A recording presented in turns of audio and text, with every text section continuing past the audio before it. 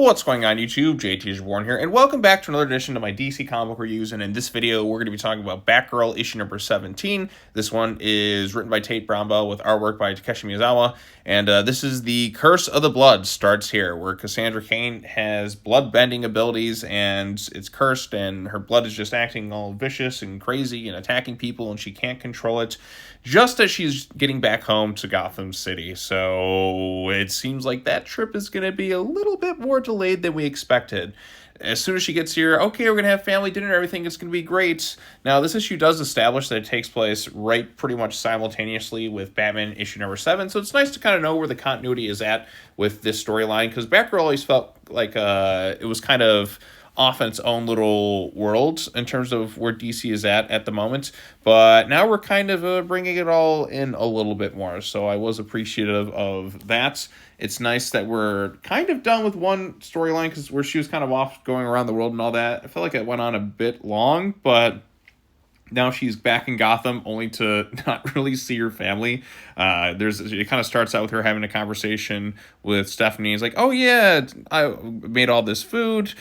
Damian set the table. It's great. We're going to be all great together. But then she just starts like vomiting all this blood out of her system. And it's just that crazy, like, whatever you call it, looking blood-bending thing going on. And so she has to go find the Blood Master to kind of control herself. We also have Tenji and Jaya right there, and he's, trying to come in terms of, like, acceptance with this new kind of world. He's not really been to Gotham. Like, his world was very small, very isolated, and he wants to kind of talk to Cass about that. He wants to meet her side of her family and really kind of become a part of it. And, there's a conversation between these two, and it works.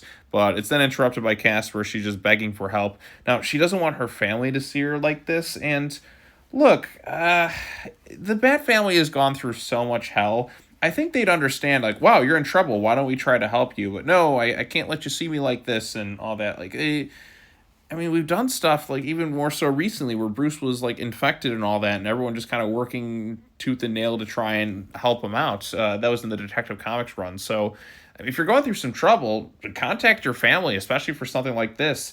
She knows the Blood Masters and all that. Maybe perhaps they have some connections in the Justice League with somebody who knows a bit about the mystic arts. Perhaps someone like a Zatanna. Yeah, it's blood-bending magic in its own thing, but even the issue kind of connects to the spirit realm. But, there's people with the more mystical knowledge in the DC universe that maybe potentially could help you out in this particular situation. But that's just me and my thinking. But yeah, so they go try and find the Blood Master, but Ray's to get there, he kind of gets like shot and killed, and we kind of end, or not really shot and killed, but they end up kind of fighting at this event here, and then it ends with them being kind of dragged into the spirit world. So it seems that we're going to be heading back into the spirit world, which I think there was a little mini series with Cass a few years ago where she went into the spirit world with that one character. I can't remember their name, but yeah, so Tenji and Jaya and Cass look like they're going to be on an adventure to the spirit world to help control her blood-bending abilities and this curse she's been inflicted with. Now, there's some cool visuals in this thing. I think the artwork has been really solid in Batgirl from start to finish. And I believe Tate Brownbell is going to be taking over writing for, like, the new Titans book or whatever that's going to be with the new creative. So I'm looking forward to seeing what he does with that, because, I've enjoyed Batgirl as a whole. I do think the first story arc, just the first portion really kind of dragged on a little bit more, to the point where I was like, okay, I'm kind of done with this thing. Let's move on to something else. And then as soon as she gets back to Gotham, okay, let's see what's going to be with her and her family, like meeting Tenji and all this stuff and learning about her adventures and seeing them integrated into stuff. Not really. She's going to have to end up like pushed off and kind of go someplace else once more. So I think that's kind of funny. It just feels like one of those things you'd see yourself, okay, we're ready for this adventure, we're finally ready to move on, and then they just do something to kind of drag it on even further, where you just get a little bit frustrated. You're like, oh, come on now.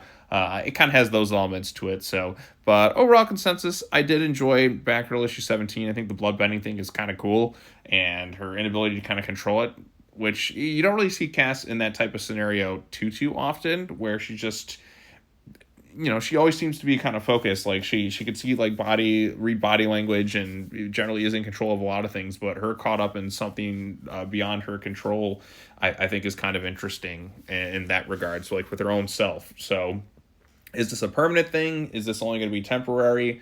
We shall see. But it's also nice to know where this takes place in terms of the continuity, where it's tied directly into what we just got with Batman 7. Because I feel like sometimes with the books there, you're just kind of not sure where everything's at, but at least they're kind of more in line post DC K.O. in that regards. But yeah, so there you go. There's my quick thoughts on Batgirl issue number 17. What did you think of the issue? Let me know your thoughts in the comment section down below. Be sure to like this video, share it with your friends, subscribe to the YouTube channel for more content, hit the bell for notifications, all that fun stuff. I got like one more DC book I'm catching up on, and then I got some Godzilla comic books I'm going to be catching up on as well. So look forward to all that stuff. As always, take care now. Bye-bye then, and I will see you all in the next video. Peace out.